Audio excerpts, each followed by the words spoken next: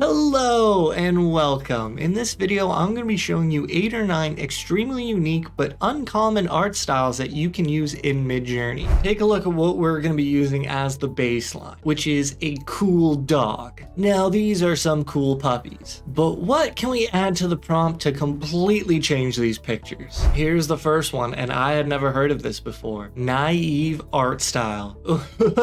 Whoa, these are pretty sick, eh? I don't even know how you would describe these. And granted, they're all sort of different from each other, but you can see how much the phrase naive art changes everything. I love the colors, I love the styles. Number 4 is incredible. If I could get that every time, I would. Nasty, nasty stuff. And I haven't seen anyone ever mention this one before. Well, let's take a look at what else we can find. I wasn't sure if I was going to include this one because it's not as uncommon as the others, but neo-expressionism will infuse some subtle color to your picture, like number 3. That's one of my favorites, so I thought I should point that out. But here we go. Here's another. Algorithmic art. Basically paint your pictures from geometric patterns and other mathematical infused elements, like this noise down here in number 4, and then you can see the geometry in number 1. Pretty beautiful stuff, eh? Look at these. Outsider art style. I'm not gonna lie, the origin of some of these styles kind of escapes me, but I think that's the point, that these are uncommon and quite useful. Number 3 looks kind of vintage, number 4 looks kind of normal, but number 1, that simplicity is unreal, and number 2, that is quite a significantly different piece of artwork. Looks like a mural of the gods, if you will. Love it. If you want stuff like this, outsider art style. Neo-expressionism, how could I not include this? That's so good. And next up is another one of my favorites that I found. Art Brut, or Art Brut, Brut without the E, Brut.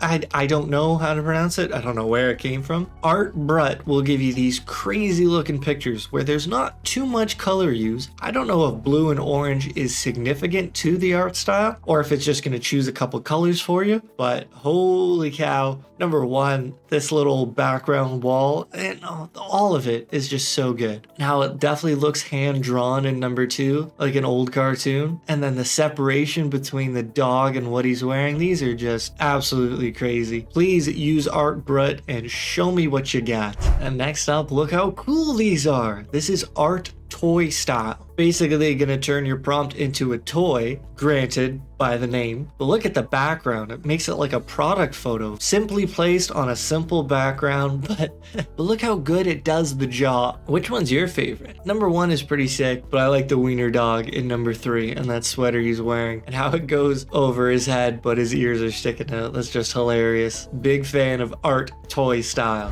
Got a couple more to show you here. Here's Kinetic art style. 2 is beautiful, number 4 is incredible, but number 1 and number 3 is what drew my eye to this style. It's definitely a mixture of some surreal aspects and some mechanical aspects, but then also real life. Those are dogs for sure, but they're not made out of biomaterial, if that's the right way to say it. Kinetic art style, big up to that. And here we have the next one. It is light art style. I'm sure you could get pictures like this by using the word neon, but light art gives it this specific vibe, where the outline and some of the details are highlighted by a glowing radiation of colorful light. I have to admit, this light bulb hanging off of his chin kind of looks like a spit drip. This is just kind of funny looking. Number 2, I like a lot. If you had this painting in your house, it'd be pretty unreal. Consider using those words. Light art style. Super simple, super effective.